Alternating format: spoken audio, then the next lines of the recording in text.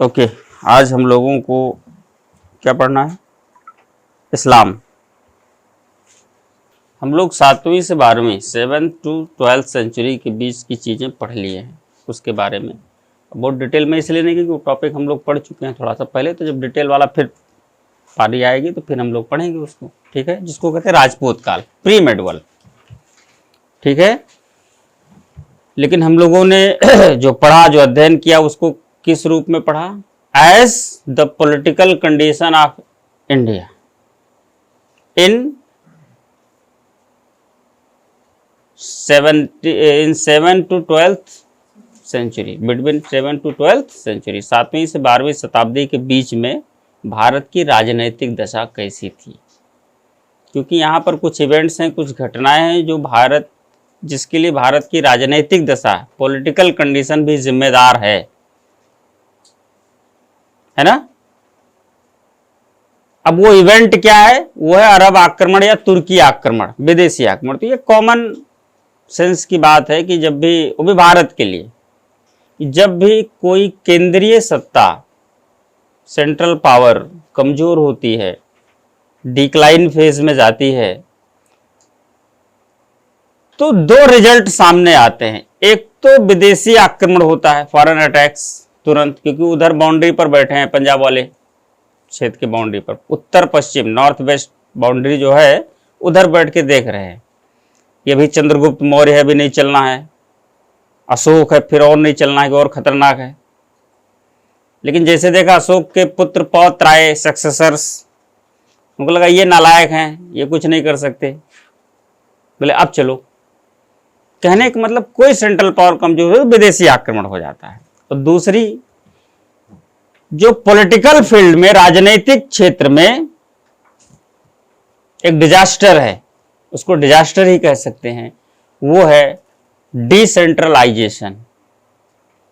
जो राज्य क्षेत्र है, जो टेरिटरीज है, वो टुकड़ों में बंट जाता है। यानी जो प्रोविंशियल स्टेट्स होते हैं वो इंडिपेंडेंट हो जाते हैं, ठीक है, वो केंद्र के अधीन नहीं रहते, ना उनकी अधीनता स्वीकार करते हैं। उनको लगता है कि वो इंडिपेंडेंट या इंडिविजुअल एक अलग राष्ट्र हैं, एक अलग देश हैं, ठीक है। लेकिन किसी भी देश की पॉलिटिकल कंडीशन की ये डिजास्टर है। कैसे डिजास्टर है? क्योंकि फिर पावर तो अलग अलग लोगों की कम हो जाएगी ना, और इकट्ठा हो जाएगी तो पावर बड़ी हो जाएगी। वो इकोनॉमिक पावर हो, चाहे इकोनॉमिक कंडीशन, वो भी तो फिर अगर ज्यादा क्षेत्र से तो ज्यादा इनकम हो रहा है, ठीक है। तो इस तरीके से अब तुर्की आक्रमण के समय भारत की राजनीतिक दशा, राजपूतों का टाइम पीरियड है, और ये पूरी तरीके से डिसेंट्रलाइज्ड हैं। यही हम लोगों ने पढ़ा। एक दूसरे से सीमा विवाद में, यानी बाउंड्री डिस्प्यूट में फंसी हुई है। रिजल्ट, दिल्ली सल्तनत की स्थापना हो रही है, जो इनफैक्ट भारत का कोई वंश नहीं है। ये ऐसी कोई डायनेस्टी नहीं जो बहुत पहले की भारत में रहो फिर री एस्टैब्लिश करी हो, ऐसा कुछ नहीं है। ये सीधे सीधे नई चीज है और भारत में आई है, ठीक है। जो एक परिचय, जो एक रिकॉग्नाइजेशन इंडिया का मेडल हिस्ट्री के लिए स्टार्ट हुआ था राजपूत से पहले, भूमिदान के बाद एक सामंतवादी व्यवस्था, डिस्ट्रीब्यूशन ऑफ पावर, वो फिर यहाँ पर ब्रेक हो जाता है और एक कुछ नई चीज आ जाती है। वो क्या आ जाती है? अब जो भी ट्रेडिशंस आएंगे, बनेंगे, वो इंडो इस्लामिक कॉन्टेक्स्ट में बनेंगे। इंडो इस्लामिक सोसाइटी, धर्म, रिलीजन का भी point of view Indo Islamic हो जाएगा। और जहां तक इकोनॉमी की अगर बात करो आप, अर्थव्यवस्था की, तो इकोनॉमी पे प्रभाव पड़ेगा कि नहीं पड़ेगा? डेफिनेटली पड़ेगा। क्योंकि पूरे एंशिएंट एज में जो इंडियन इकोनॉमी थी वो एकल अर्थव्यवस्था, जिसको इंडिविजुअल इकोनॉमी थी। एग्रीकल्चर हो, इंडस्ट्रियल फील्ड हो या सर्विस सेक्टर, हालांकि सर्विस सेक्टर इंडस्ट्रियल भी उतना डेवलप नहीं है, लेकिन जो कुछ भी एक डेवलप्ड फॉर्म में है, एग्रीकल्चर यानी प्राइमरी सेक्टर मेन है ना। और वो केवल भारत का नहीं, भारत के व्यापार के लिए भी एक बड़ी भूमिका निभा रहा है, एक बड़ा रोल है उसका। जो विदेशी व्यापार, स्पेशली यूरोप की बात करें तो रोम और इटली से व्यापार जो हो रहा है बड़े पैमाने पर हो रहा है। और ये जो व्यापार है ना, ये किसके फेवर में है, किसके पक्ष में है? लाभ कौन ले रहा है? भारत को लाभ मिल रहा है। इसका लाभ भारत को फायदा हो रहा है। ये उन्हीं लोगों की व्यथा है, यूरोपियंस की। रोम का एक लेखक है प्लिनी, उसने एक बुक लिखी थी नेचुरल हिस्टोरिका, और नेचुरल हिस्टोरिका में उसने बड़ा दुख व्यक्त किया था। बहुत वो काफ़ी क्षुब्ध था, काफ़ी रो रहा था कि यार हमारे यहाँ की औरतें, महिलाएं विलासिता की सामग्रियां खरीदती हैं, ऐशो आराम की सामग्रियां खरीदती हैं भारत से, और इसके बदले में ढेर सारा सोना, कितना उसने क्वांटिटी बताई थी, 55 करोड़ सेस्टर्स सोना पर ईयर भारत चला जाता है केवल विलासिता की सामग्रियों को खरीदने में महिलाओं के लिए। तो महिलाओं को एक प्रकार से फटकार भी लगा रहा है कि थोड़ा सा कंट्रोल, बट वो कर नहीं पा रही। और भारत क्या रहा है, यहाँ तो आर्ट एंड कल्चर, यहाँ अलग एक एक प्रकार की डिजाइन, नई नई ज्वेलरीज में डिजाइन, वस्त्र, है ना, ये बहुत सारी चीजें। तो कुल मिला के एकल अर्थव्यवस्था। अब तुर्की आक्रमण हुआ, इनकी सत्ता, दिल्ली सल्तनत की स्थापना हो गई। तो भारत की जो इकोनॉमी है, अब ये दोहरी डायरेक्शंस में, ये इसका डायरेक्शन ये डबल हो गया, ये अरब और भारत दोनों मिल गए ना। अब भारत का जो व्यापार है, जो ट्रेड है, वो इंडिविजुअल भारत का है, वो किसके फेवर में हो जाएगा? क्योंकि ये आए हैं मिडिल एशिया से। कहां से आए? मध्य एशिया से। अब ये चाहे व्यापार हो, चाहे प्रोडक्शन, उत्पादन हो, कोई भी इकोनॉमिक सेक्टर हो, सब कोई किधर मूव कराने की कोशिश करेंगे? अरब। व्यापार पूरा का पूरा अरब। जब यूरोपियों का आगमन हुआ इधर 15th सेंचुरी में नए रास्ते से, तो उसका मेन जो रीजन था वो यही था। वास्को डी गामा आया, कब आया? 1498 में आया, समुद्र के रास्ते आया। क्योंकि एक जो रास्ता पहले से चल रहा था पर्शियन गल्फ होकर के middle Asia, via middle Asia, Turkey and कुस्तुनतुनिया उसके रास्ते दे रहे थे, वो यूरोप में जाता था। उस रास्ते को बैन कर दिया किसने? टर्की ने। क्यों? क्योंकि भारत में तुर्कों का शासन है, मुसलमानों का शासन है, और ये इस पूरे व्यापार को अपनी ओर मोड़ लेना चाहते हैं। तो कहने का मतलब, और डेप्थ में ना जाइए, वो तो मुद्दा फिर से बड़ा होता चला जाएगा। कहने का मतलब कि भारत की जो इकोनॉमी है इस समय, ये भी इस्लाम से प्रभावित हो रही है, इन मुस्लिम शासकों से प्रभावित हो रही है। ये भी अब ड्यूअल फॉर्म में आ गई। ठीक, पॉलिटिक्स को आप उठा लीजिए। अब पॉलिटिक्स में वो सामंतवादी व्यवस्था आई, ये चली, लेकिन अब इस्लाम आ गया। अब सामंतवादी व्यवस्था की क्या स्थिति है, पोजीशन क्या है? जो स्टार्ट हुई, जो पूरे मेडुअल हिस्ट्री की पहचान है, वो इंडियन मेडुअल हिस्ट्री की बात नहीं कर रहे हैं हम, वर्ल्ड मेडुअल हिस्ट्री की बात कर रहे हैं। जो पहचान है, जो उसका रिकॉग्नाइजेशन है, वो है सामंतवादी व्यवस्था, यानी फ्यूडलिज्म। यही तो है। एंशिएंट की जो पॉलिटी है, पॉलिटिक्स है, वो मोनोक्रेसी, उसको मोनोक्रेसी कहते हैं। और मेडुअल की जो पॉलिटी है, जो चेंज होकर के आया है, जो पॉलिटिक्स है, वो मोनोक्रेसी नहीं है। वो क्या है? ये बिल्कुल पॉइंट क्लियर है कि क्या कुछ नया है, मेडुअल क्यों है, मेडुअल है तो मेडुअल क्यों है? क्योंकि पॉलिटिक्स चेंज हो गया, अब मोनोक्रेसी नहीं, इधर प्रॉपर क्या है? ओलिगोक्रेसी है, अधिनायक तंत्र है। एक लोगों का शासन नहीं है, कुछ लोगों का शासन है। ये राजपूतों, ये जितने राजपूत राजा अलग अलग इंडिविजुअल इंडिपेंडेंट हुए हैं, ये इसीलिए हो पाए क्योंकि सब डोमिनियन स्टेट के रूप में काम कर रहे थे। मौका पा करके केंद्रीय सत्ता से अपना नाता तोड़ लिया और सब इंडिपेंडेंट हो गए। एक फेडरल सिस्टम, जो फेडरेशन होता है, उसके पैटर्न पर काम कर रहे थे। आज का जो फेडरेशन है, तो पॉलिटिक्स हो, सोशल हो, इकोनॉमिक हो, रिलीजन हो, सब में अब यहां अरब एंट्री कर गया, मध्य एशिया एंट्री कर गया, और सब दोहरे दिशा में, सब ड्यूअल डायरेक्शन में काम कर रहे हैं। एंशिएंट में क्या था? वन वे था। ठीक है, ये अंतर है। तो दिल्ली सल्तनत, अब थोड़ा सा इसी इफेक्ट को हम प्रमाणित करेंगे। क्या करेंगे? प्रमाणित करेंगे, प्रूफ करेंगे। ऐसा कैसे है? तो 12वीं के बाद अगर हम देखें, 12th सेंचुरी के बाद दिल्ली सल्तनत,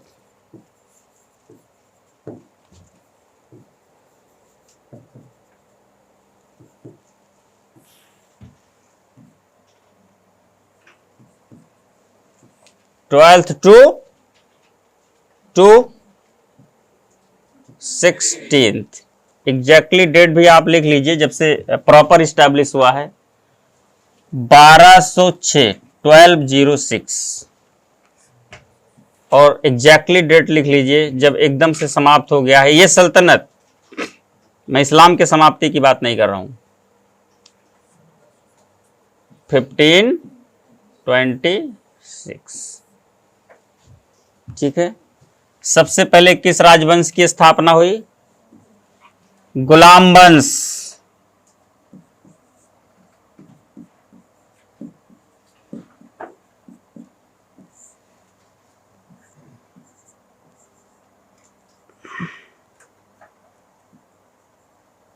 डायनेस्टी, ठीक है। इसी को ममलूक कहा गया। इसके बारे में हम लोगों ने कल चर्चा करी है। इसके बाद कौन सा वंश आया है? अब गुलाम वंश के शासकों की अगर बात करें हम, क्रम से पहले एक क्रम व्यवस्था बना लीजिए एकदम, मतलब एक जो फ्रेम होता है, फ्रेम डिजाइन कर लीजिए। इसमें सबसे पहले कुतुबी वंश, इंडिविजुअल वंश भी लिखिए शासक का, तो कौन सा वंश आया है? कुतुबी।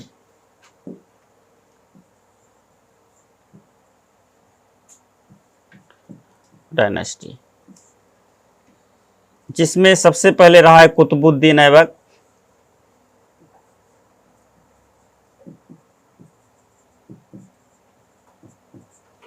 फिर इसके बाद नाम मात्र का ही सही, डिस्प्यूटेड ही सही, आराम शाह। क्योंकि ये जो आराम शाह है ना, इसका नाम ही आराम है, लेकिन ये बिल्कुल पढ़ने वालों को बिल्कुल आराम देने वाला आदमी नहीं है ये। क्योंकि इसके बारे में इतिहासकारों ने जो रिसर्च किया है वो ये कहा कि ये डिस्प्यूटेड पुत्र है कुतुबुद्दीन ऐबक का, विवादित पुत्र है। पुत्र भी कैसे विवादित होते हैं यार? है कि पता नहीं है। अब है तो है, नहीं है तो नहीं है, तो है। अब जहां पर कई विवाह होते हैं, कई शादियां होती है, तो वहां पर ऐसे कुछ लोग वैसे भी आ जाते हैं ये दावा करने की भैया ये वंश हम ही है और ये इसके बाद सक्सेसर है। कुछ ऐसा मुद्दा है, मामला है, ठीक है। अच्छा, आराम शाह के बाद इल्तुतमिश आता है, यानी कुतुबी वंश ही समाप्त हो जाता है और आता है इलबारी वंश। ऐसे छोटे छोटे वंश लिखिए। फर्स्ट इलबारी वंश है ये, क्योंकि 2 इलबारी वंश आए हैं। इल्तुतमिश ने तो अपनी पुत्री रजिया को अपॉइंट किया था, सक्सेसर बनाया था, लेकिन उसके भाइयों को और अन्य जो तुर्की सरदार थे, अमीर लोग थे, उनको अच्छा नहीं लगा एक महिला के अधीन अपने आप को शासित होना। और महिलाओं की स्थिति वैसे भी उस समय तो बहुत ही दयनीय है, और भी इस्लाम में जहाँ पर कोई परमिशन नहीं है, और एक शासक के रूप में कैसे एक्सेप्ट कर सकते हैं? दे फेल्ट इंसल्टेड, बेइज्जती महसूस कर रहे हैं। ये आदेश देगी, हम सुनेंगे? रुकनुद्दीन फिरोज शाह। तो इसने क्या किया? रजिया जब अब ये अपॉइंट करके तो चले गए, लेकिन कुछ अमीरों ने मिलकर के उसके एक पुत्र रुकनुद्दीन को शासक बना दिया। रुकनुद्दीन, लेकिन रजिया योग्य थी तभी ने तो उसने अपॉइंट किया था।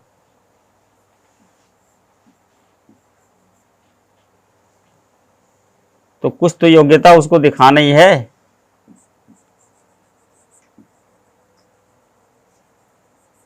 रुकनुद्दीन फिरोज शाह।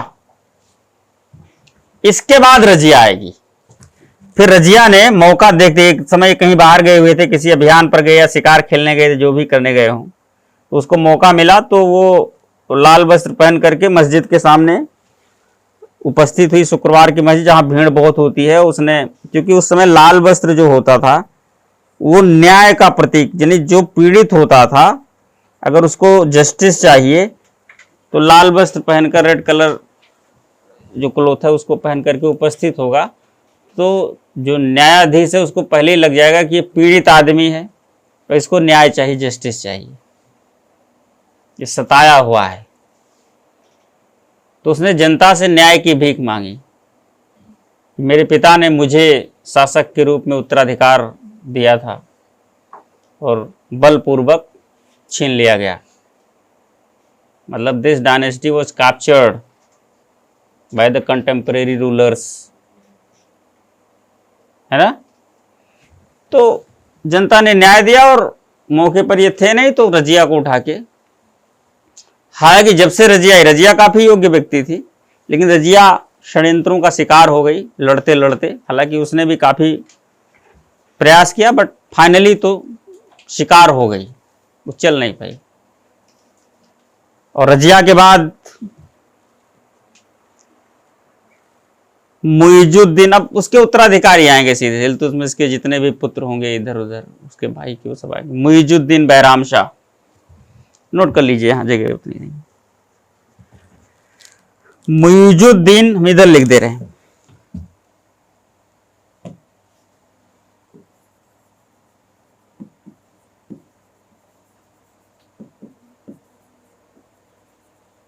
बैराम शाह,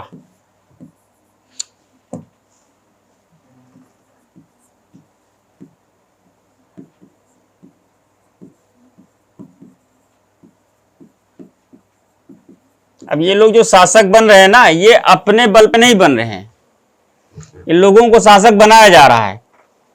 प्रशासन में सुधार के लिए, प्रशासन को मजबूत करने के लिए, जिसको हम सुदृढ़ीकरण या कंसोलिडेशन भी कह सकते हैं इल्तुतमिश का, उसने तुर्कान चालीसा का गठन किया था। 40 सरदारों का, 40 तुर्क अमीरों का एक अधिकारियों का वर्ग बनाया था प्रशासन में हेल्प के लिए। तो एक बहाना था, हालांकि हेल्प तो मिलेगी ही। सबसे महत्वपूर्ण मुद्दा ये था कि ये लोग लगातार शासक का विरोध करते रहते थे सत्ता को लेकर के, कि ये नहीं, ये उत्तराधिकारी, ये वैलिड है, ये नॉन वैलिड है। तो इन लोगों को एक सम्मान दिया कि आप तुर्कान चालीसा के अगर सदस्य हैं तो अमीर हैं, सम्मानित हैं, और कोई ना कोई रिस्पॉन्सिबिलिटी शासन सत्ता में, इस रूलिंग सिस्टम में आपको भी मिली हुई, ताकि आप कम से कम अपना विद्रोह ना करें। This is the management for unrest in polity, सल्तनत पॉलिटी। सल्तनत पॉलिटी में जो अनरेस्ट की स्थिति आती थी इन लोगों के कारण, उसको मैनेज करने के लिए ये उसने किया था। तो एक प्रयास था इल्तुतमिश का, इसको हम कह सकते हैं प्रशासन का सुदृढ़ीकरण। समझ में आ रहा है?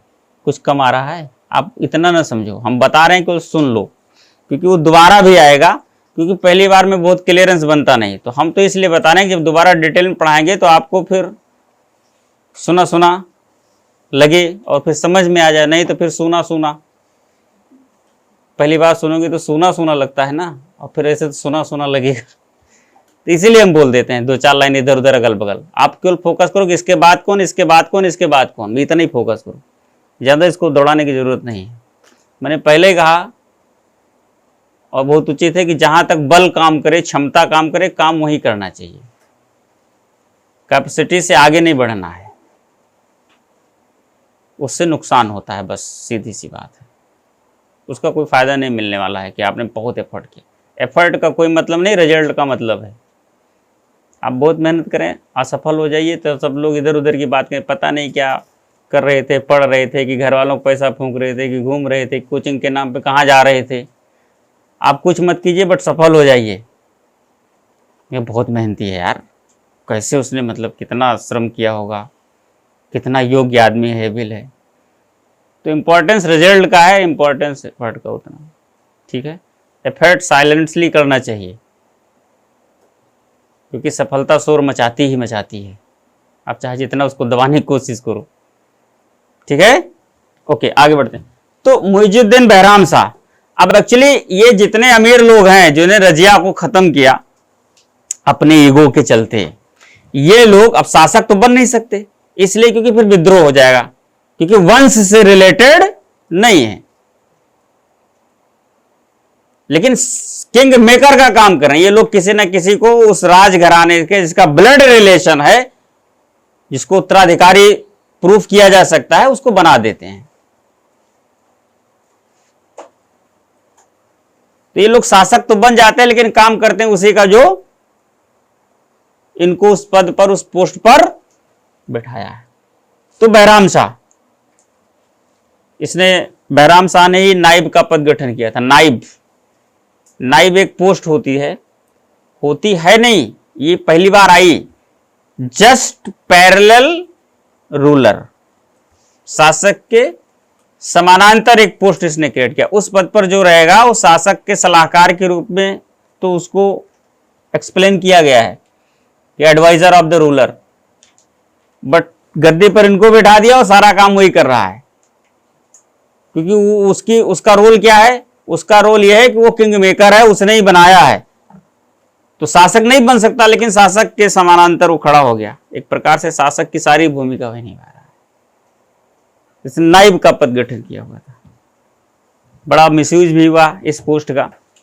तो कुल मिला के मुइजुद्दीन बैराम शाह, बैराम शाह के बाद मसूद शाह, नोट कीजिए क्या, मसूद शाह, अलाउद्दीन मसूद शाह, अलाउद्दीन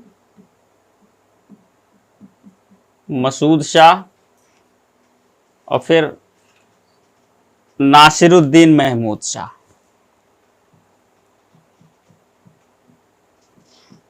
नासिरुद्दीन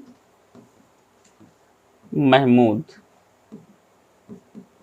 शाह, ये इलबारी वंश का अंतिम शासक था। महमूद शाह, महमूद शाह को ही समाप्त करके गयासुद्दीन बलबन ने द्वितीय इलबारी वंश की स्थापना करी। गुलाम वंश चल रहा, अभी सारे लोग गुलाम ही है, कोई न किसी न किसी की, ठीक है। और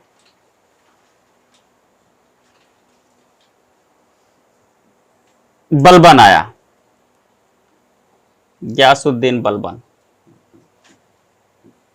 पूरा नाम नोट कर लीजिए, गयासुद्दीन बलबन। ये he is the founder of second Ilbari. क्योंकि इसको नाइब बनाया गया था, शुरू में ही नाइब नहीं बनाया गया था, बस नाइब बना दिया गया। ये अलाउद्दीन मसूद शाह के समय नाइब बनाया गया, और इस नाइब के पोस्ट का सबसे ज्यादा प्रयोग इसने महमूद शाह के समय में किया। इस पोस्ट पर सबसे ज्यादा समय तक रहने वाला नाइब, सबसे ज्यादा समय तक रहने वाला नाइब कौन है? गयासुद्दीन बलबन। एक वर्ष इसका एक्सेप्शन है, अपवाद है, बीच में एक भारतीय मुस्लिम भी रहा है, 52-53, 1252 to 53, अब्दुल रेहान, अबू रेहान नामक एक भारतीय मुस्लिम है, वो डिस्टर्ब किया। तो नाइब के पद का कैसे दुरुपयोग होता है बलबन को बहुत अच्छी तरीके से मालूम है। क्यों? क्योंकि उसने इस पोस्ट का मिसयूज करके ही शासक के पोस्ट तक पहुंचा है। तो उसको समझ में आ गया कि ये चालीसा और चालीसा के सरदारों का रोल क्या है, ये लोग करते क्या। जैसे ही वो सत्ता पाए, उसने चालीसा को खत्म कर दिया। वो जानता जितने विद्रोह गठित होते हैं सब चालीसा से आते हैं। ये अमीरों को खत्म करो, और काफी हद तक अमीरी भी खत्म कर दो, ठीक है। तो गयासुद्दीन बलबन, बलबन के बाद कैकुबाद। सल्तनत में फारसी परंपरा यानी पर्शियन ट्रेडिशंस को लाने वाला बलबन है। इसके पहले अरबी परंपरा चल रही थी। और कैखुसरो,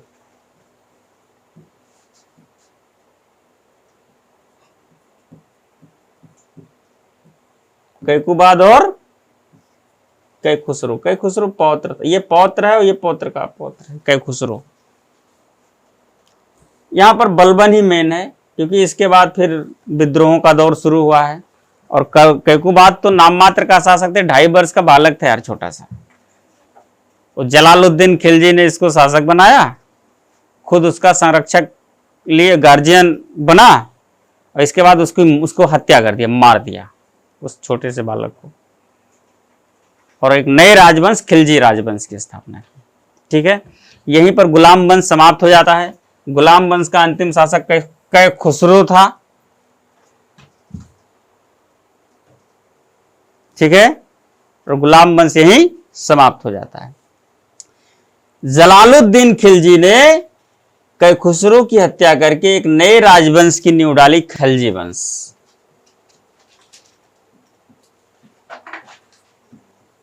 अब ये खिलजी कौन है? एक्चुअली ये निम्न जातीय तुर्क हैं। ये तो प्रॉपर तुर्क है, अपने आप को कहते हैं कि हम गुलाम है, लेकिन शासकों के गुलाम है और शासकों के उत्तराधिकार के रूप में काम कर रहे हैं। क्योंकि इस्लाम जब आया, मैं जिस पर अभी चर्चा करूंगा इस पूरे डायग्राम के बाद, तो उसमें जो रक्त संबंध था, जो ब्लड रिलेशन हुआ करते थे, इस्लाम में हटा दिया। इस्लाम का ब्लड रिलेशन का कोई इंपॉर्टेंस नहीं है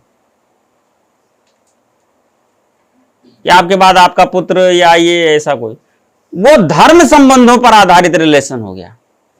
अगर आप इस्लाम को फॉलो कर रहे हैं तो चाहे गुलाम के रूप में हो, चाहे संबंधों के रूप में हो, फिर अगर आप उस लेवल हैं और इस्लाम को प्रॉपर फॉलो कर रहे हैं तो आप उसके उत्तराधिकारी बन सकते हैं, if he appoint as the successors. ठीक है, तो कुल मिलाकर के ये निम्न जातीय तुर्क हैं। ये प्रॉपर अपने आप को इस वंश से नहीं जोड़े कि इसके बाद शासक ही बनेंगे। ये तो छोटी मोटी नौकरी करने वाले लोग हैं, आए। ये खलजी उधर मिडिल एशिया में गजनी वाले क्षेत्र के, भाई खलजी की पहाड़ी थी, वहीं पर रहने वाले लोग थे, छोटे मोटे जनजातीय टाइप के, और छोटा मोटा काम करके अपना, और खलजी क्षेत्र में रहने के कारण इसको खिलजी कहा गया। ये निम्न जातीय तुर्क हैं, ये कभी सोच भी नहीं सकते कि हम शासक बनेंगे। ठीक है, पहली बात। अब जिस प्रक्रिया से जलालुद्दीन खिलजी ने खिलजी राजवंश की स्थापना करी और ये शासक बने, तो बने नहीं, they gained the empire. Empire को इन्होंने गेन किया है। खलजियों की जो स्थापना, establishment of Khilji is known as the Khalji revolution in history of Delhi सल्तनत। दिल्ली सल्तनत के इतिहास में खिलजियों का जो सत्तारोहण है, ये खिलजी क्रांति के नाम से जाना जाता है। क्यों? क्योंकि जब अनएक्सपेक्टेड चीजें होती हैं और कंप्लीट चेंज हो जाता है, अनएक्सपेक्टेड होता है और कंप्लीट चेंज। क्योंकि क्रांति कहते किसको है? क्रांति का मतलब एब्सोल्यूट चेंज, सब कुछ बदल जाए, पूरी सत्ता की सत्ता बदल जाए, खत्म, नया कुछ आ जाए, एकदम न्यू एस्टेब्लिशमेंट। अब ये शासक के बारे में कभी सोच नहीं सकते थे और सत्ता मिल गई, तो ये अनएक्सपेक्टेड चीज थी इनके लिए, और तो क्रांति हो गई फिर। इसलिए खिलजियों के द्वारा सत्ता का जो अधिग्रहण है, कैप्चरनेस है, एक्चुअली उसको खिलजी क्रांति के नाम से जाना जाता है। ठीक है, तो खिलजी में पहला शासक है जलालुद्दीन खिलजी।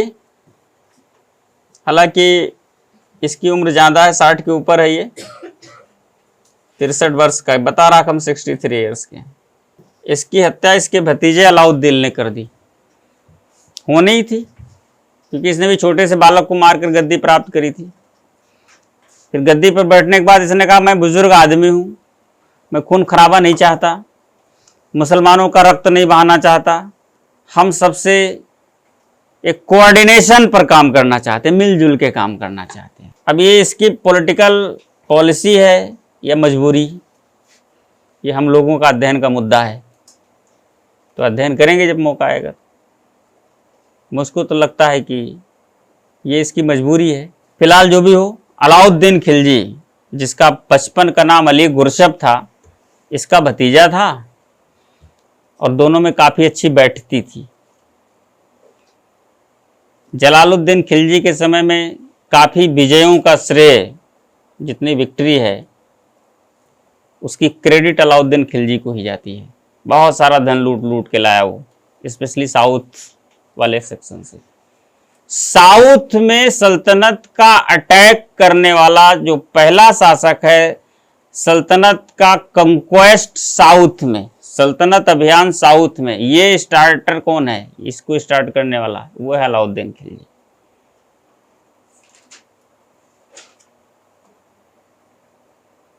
मध्यकाल में। और ये अलाउद्दीन खिलजी का अधिराजत्व कहा जाता है। अधिराजत्व, देखो पॉलिटी में आप लोगों ने पढ़ा होगा सेवर्जिनिटी, थ्योरी ऑफ सेवर्जिनिटी। संप्रभुता का सिद्धांत क्या है?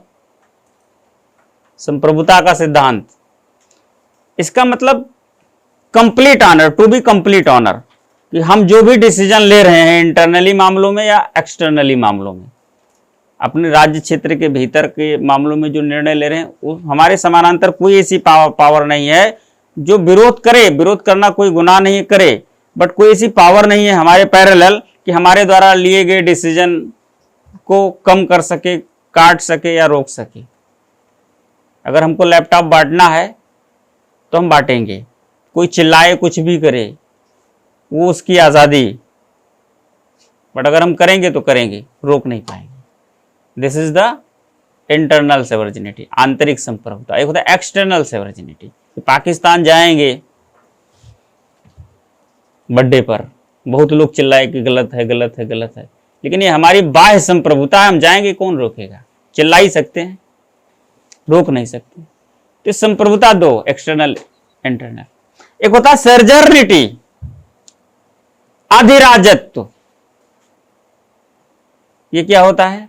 ये कंप्लीट, यहां से एक डोमिनियन स्टेट का कॉन्सेप्ट निकलता है। एक दक्षिण में राज्यों को जीता, जीतने के बाद क्या होगा?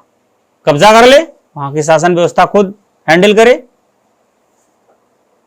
एक होता है आप अपना शासन करो, इतना समय नहीं है, आप राजा रहो, अपना शासन करो, बस जो इनकम हो रहा है उस इनकम का एक हिस्सा पर ईयर हमको देते रहना। इससे हम समझेंगे कि आप हमारी वाली सुन रहे हो नहीं, दोबारा हमको तलवार लेके आना पड़ेगा।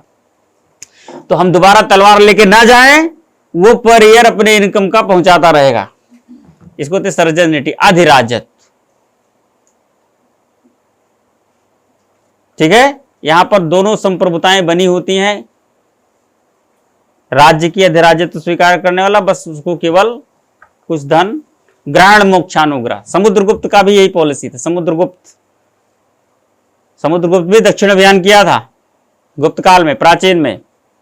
तो प्रयाग प्रशस्ति में उसके साउथ कंक्वेस्ट को क्या लिखा गया? प्रयाग प्रशस्ति से ही पता चलता है, सर्व दक्षिणापथ राज्य ग्रहण मोक्षानुग्रह।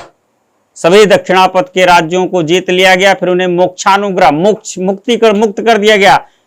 ग्रहण मोक्षानुग्रह, ग्रहण मतलब कुछ लेकर के मुक्त कर दिया गया। तो लेकर के कैसे? ये डिक्लेयर कर दिया कि भैया इतना आ रहा है, इतने में से इतना हिस्सा पहुंचा दिया करो पर ईयर, फिर हम आपको छोड़ दे रहे हैं। ये है अधिराजत्व।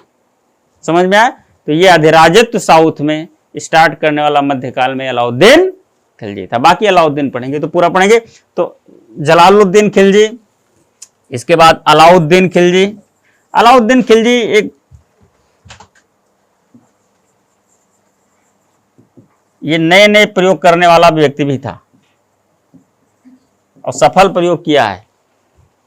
एक होता प्रयोग करना प्रैक्टिकल, एक होता सफल प्रयोग करना। ये पढ़ा लिखा बिल्कुल नहीं था, अनपढ़, सल्तनत का सबसे अनपढ़ शासक अलाउद्दीन खिलजी।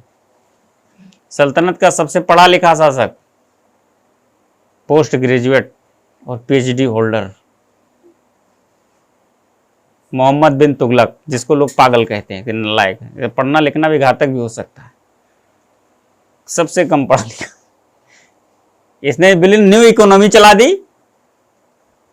इसके बाद के शासकों की हिम्मत नहीं पड़ी कि वो इकोनॉमी हैंडल करे। उसने तो मना कर दिया, भाई मेरे बस की बात नहीं, अलाउद्दीन खिलजी कर सकता है।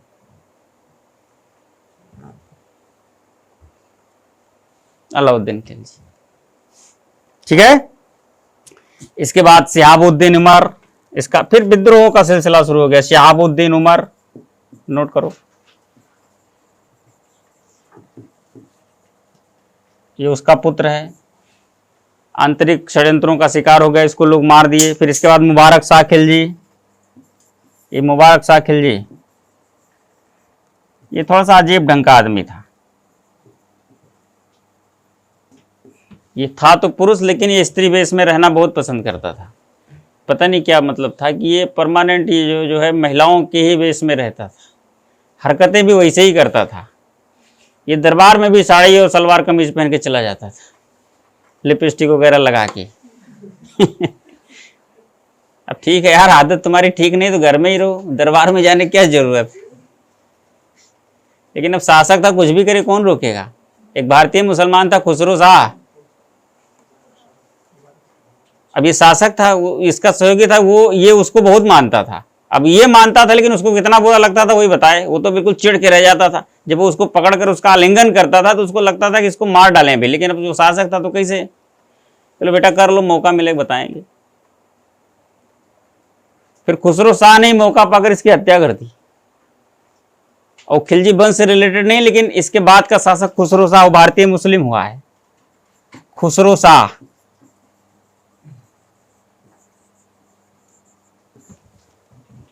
ये भारतीय मुस्लिम है, ये खिलजी वंश से रिलेटेड। अगर कभी ऐसा प्री में क्वेश्चन आए, बड़ा बढ़िया क्वेश्चन बन सकता है कि निम्नलिखित शासकों में से कौन किसको मूल रूप से खिलजी वंश का नहीं माना जाता, छोड़ दो ये तो बता दिया ज्यादा, किसको उसके मूल वंश का नहीं माना जाता, थोड़ा सा टिपिकल कर दिया इसी क्वेश्चन को।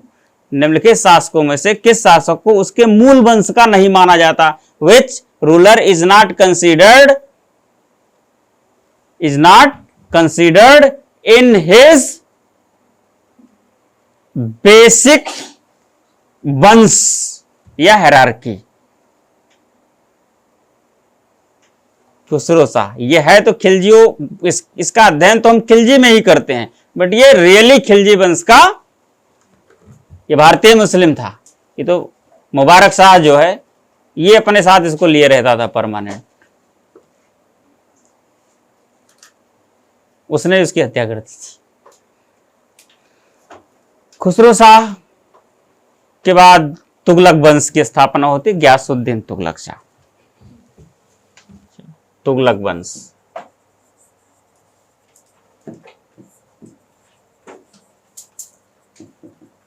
फाउंडर कौन है,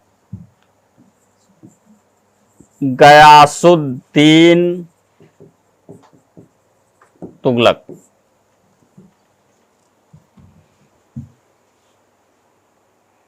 खुसरो शाह की हत्या करके गयासुद्दीन तुगलक, जो गाजी मलिक के नाम से जाना जाता था, और उसके समय में ये उसके पूर्व पश्चिमोत्तर प्रांतों का जो सिंध वगैरह का क्षेत्र है वहां का सूबेदार हुआ करता था, किलेदार हुआ करता था, नहीं किलों का रक्षक हुआ करता था। इसने जो है सत्ता ले ली और ये एक योग्य शासक था। इसकी योग्यता का पता उस मामले में चलता है जब ये पहुंचा और सत्ता पाई, शासक बना, सुल्तान बना, तो इसने अलाउद्दीन खिलजी के द्वारा जो आर्थिक नीतियां लागू की गई थी, नए नए प्रयोग किए गए थे, बाजार नियंत्रण नीति, भू राजस्व नीति, मार्केट कंट्रोल पॉलिसी, रेवेन्यू, अमीरों के प्रति उसकी जो खिलजी की नीति थी, खिलजी की तो अमीरों के प्रति बहुत ही खराब नीति थी। उसने तो कसम खा ली कि मैं अमीर रहने नहीं दूंगा एक अमीर। उसने बड़े बड़े लोगों को मैनेज कर लिया, किस रूप में, तुम बड़े हो गए, अमीर हो गए अपने घर के, तुम्हारे यहाँ शादी विवाह का कार्यक्रम हो 4000 में निपटाओ, 10 लाख नहीं खर्चा करने हैं। बड़े बड़े दावत आयोजन, 20 लोग आ सकते हैं, 200-400 लोग नहीं आ सकते। अच्छे कपड़े कैसे पहने हो, खराब वाला पहन के आओ। अमीरों का निम्न काल, लो पीरियड ऑफ द अमीर, अलाउद्दीन खिलजी, अमीरों का निम्न काल कहा जाता है।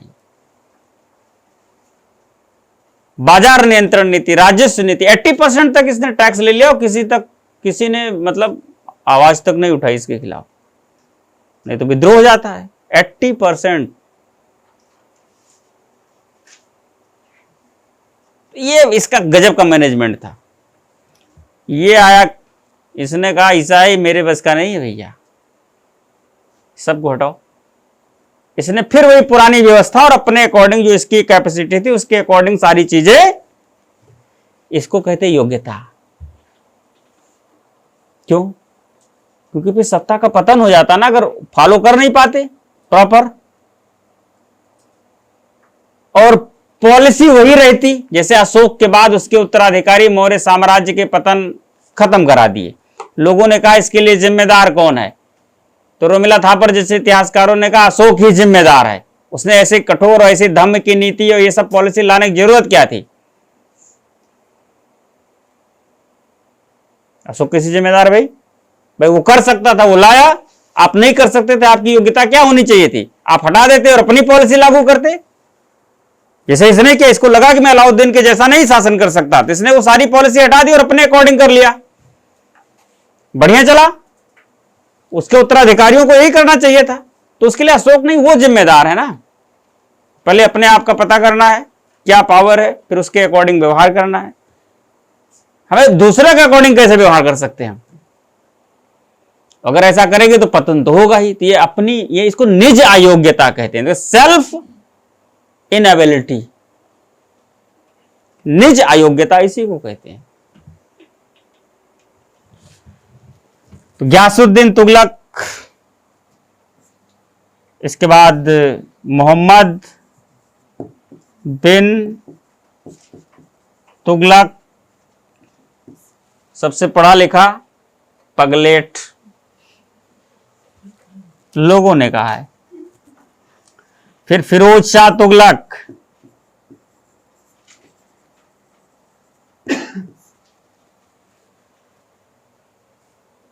ये सबसे कट्टर, फिरोज शाह तुगलक कट्टर शासक है, कट्टर मुस्लिम। इसने सब कुछ कुरान के अकॉर्डिंग करने की कोशिश की। इसने सारे टैक्सेस भी हटा दिए, 24-25 प्रकार के लगाए थे। कुरान में जितने टैक्सेस, जजिया, जकात, खम्स और खराज, which tax which are valid according to Quran, implemented by Firoz Shah. Firoz Shah ने उसको लागू 4 प्रकार के कर लिए, बाकी सब हटा दिया, बोले ये कुरान के हिसाब से नहीं है। जजिया, जकात, खम्स और खराज, ठीक है। तो फिलहाल ये कट्टर माना जाता है। ब्राह्मण जजिया से मुक्त थे, इसने ब्राह्मणों से भी जजिया ले लिया था। ब्राह्मण, बालक, स्त्री, अपंग और भिखारी। ब्राह्मण, बालक, अपंग, हैंडीकैप्ड और भिखारी, बेगर्स, इतने लोगों को जजिया से मुक्त रखा गया था। इन्हें जजिया नहीं देना। जजिया can not be implemented on the, ये जो मैंने बताया, इस पर इंप्लीमेंट नहीं किया जा सकता अकॉर्डिंग टू कुरान। ब्राह्मणों से भी ले लिया। औरंगजेब ऐसा शासक था, अंग्रेजों से भी ले लिया, तो बोले तुम भी तो, वो उनका भी। फिर जजिया की कहानी आएगी तो हम बताएंगे। तो फिरोज शाह, इसके बाद गयासुद्दीन तुगलक शाह द्वितीय, नोट करो फटाक से क्रम। काम के फिरोज तुगलक तक है, बाकी बिना काम के, लेकिन नाम नोट कर लो कभी क्रम व्यवस्था के लिए बस। गयासुद्दीन तुगलक द्वितीय, सेकंड, अब लिख लो, स्पेलिंग तो हो जाएगा।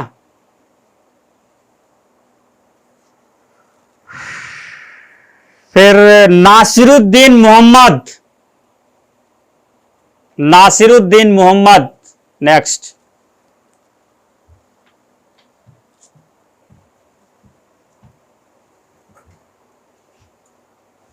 फिर हुमायूं, ये हुमायूं अलग है, वो हुमायूं नहीं है वाला, मुगल वाला है हुमायूं।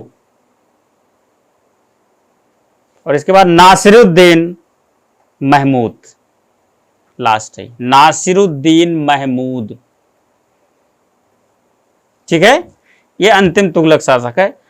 एक्चुअली मोहम्मद बिन तुगलक का जो साम्राज्य था वो बहुत बड़ा साम्राज्य था। पूरे दिल्ली सल्तनत का जो सबसे बड़ा साम्राज्य है वो मोहम्मद बिन तुगलक का है, क्योंकि उसने दक्षिण भारत के राज्यों को भी अपने सल्तनत में मिला लिया। The largest dynasty of Delhi sultanate was the Mohammad bin dynasty of Mohammad bin Tughlaq. तो सबसे बड़ा साम्राज्य है, तो विद्रोह भी उसी के समय में शुरू हुए, क्योंकि जब आकार बड़ा हो जाता है और जब हमारी कंट्रोल, क्षेत्रफल बड़ा हो गया, बल काम करता नहीं है, फोर्स कंट्रोल हमारा कमजोर होगा, तो फिर विद्रोह शुरू होंगे, क्योंकि भारत पर तो कब्जा किया हुआ है। तो जो लोग मौका पाएंगे तो निकल के बाहर हो जाएंगे। और दक्षिण भारत से ही विद्रोहों की शुरुआत भी हुई, ठीक है। तो विद्रोह शुरू हुए, कहने का मतलब हम फाइनली ये कह लें कि सल्तनत का पतन स्टार्ट हो गया। It started the decline of Delhi sultanate from the time of Mohammad bin Tughlaq. कैसे? क्योंकि फिर विदेशी आक्रमण भी इसी समय होते हैं। नासिरुद्दीन महमूद के समय विदेशी आक्रमण हुआ, किसके नेतृत्व में? तैमूर, मध्य एशिया के तैमूर लंग का आक्रमण हुआ। तैमूर लंग का आक्रमण हुआ और वो इस राज्य को जीत भी लिया लगभग, लेकिन सत्ता उसने अपने स्थापित नहीं करी, उसने अपने प्रतिनिधि स्थापित कर दिए सत्ता के समानांतर। ठीक है, तो कुल मिलाकर नासिरुद्दीन महमूद के समय में तैमूर का आक्रमण हुआ, उसने अपने प्रतिनिधि, अपने रेजिडेंट को यहाँ अपॉइंट किया इस सत्ता के पैरेलल। बाद में उसी के द्वारा जो है अपॉइंट, उसके जो प्रतिनिधि हुआ करते, पंजाब वगैरह जीत करके उसने जो है अपने प्रतिनिधि, अपने रिप्रेजेंटेटिव अपॉइंट किए हुए थे। उसी के द्वारा ये डायनेस्टी कैप्चर कर ली गई और एक नए वंश की स्थापना हुई, सैयद वंश। ठीक है, तो सैयद वंश,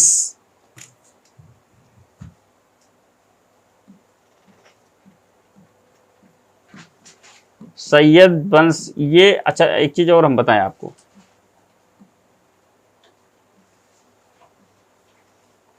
अभी तक के जो शासक थे वो भारत पर शासन खलीफा के आदेशानुसार करते थे। कुछ लोगों ने खलीफा की सत्ता नहीं स्वीकार करी, क्योंकि भारत एक नॉन मुस्लिम कंट्री और शासन करने वाले कौन है? मुस्लिम है, और मुसलमानों को केवल मुसलमानों पर शासन करने का आदेश दिया गया है कुरान में। मोहम्मद साहब ने जब पहली सत्ता स्थापित की मदीना में, तो उसके सदस्य भी मुस्लिम हैं, उनको कहा गया उम्मा, आस्थावान मुस्लिम, अभी मैं लिखवा रहा हूं, जो इस्लाम के प्रति कंप्लीट डेडिकेटेड।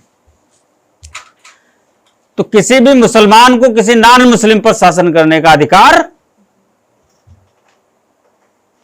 तो इसका मतलब तो ये गैर इस्लामिक हो गया जितनी सत्ता चल रही है। तो इल्तुतमिश आया,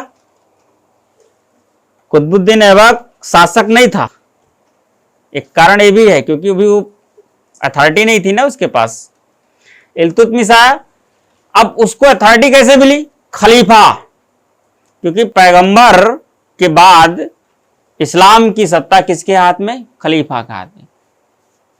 अब खलीफा की जो आवाज है, खलीफा के जो शब्द हैं, जो वर्डिंग है, वो खलीफा की वर्डिंग नहीं है, वो सीधे अल्लाह की वर्डिंग मानी जाती है कि इसने जो कह दिया, अब अल्लाह ही कह दिया कि जाओ ठीक है शासन करो, ये कर लेना, तो सारे शासक खिल्लत, इसको थे खिल्लत अथवा मंसूर। इल्तुतमिश पहला सल्तनत का शासक था जिसने खलीफा से खिल्लत प्राप्त कर दी। अल कादिर बिल्लाह, सिर बिल्लाह, ये बगदाद के खलीफा थे और उन्होंने इनको कहा ठीक है जजिया वगैरह ले लो, अपना शासन। अब भारत का सल्तनत मिला है, इतनी बड़ी प्रॉपर्टी मिली है, इस्लाम के कारण इसको छोड़ दें तो कोई ना कोई जुगाड़ ढूंढ ही लेते हैं। धर्म में परिवर्तन आ जाता है, अगर अपना लाभ, अपना स्वार्थ उससे सिद्ध हो रहा हो तो नुकसान नहीं करना है धर्म के कारण, धर्म में परिवर्तन कर लेना है, चेंज। ये जजिया का कॉन्सेप्ट वहीं आया था कि जजिया ले लो तो आप कर सकते हो, शासन करो उसके बदले में जजिया ले लो, टैक्स ले लो। नॉन, तो ये जो जजिया टैक्स है ना, ये केवल नॉन मुस्लिम पर इम्प्लीमेंट होता है, ये मुसलमानों से नहीं लिया जाता। क्यों लिया जाता है?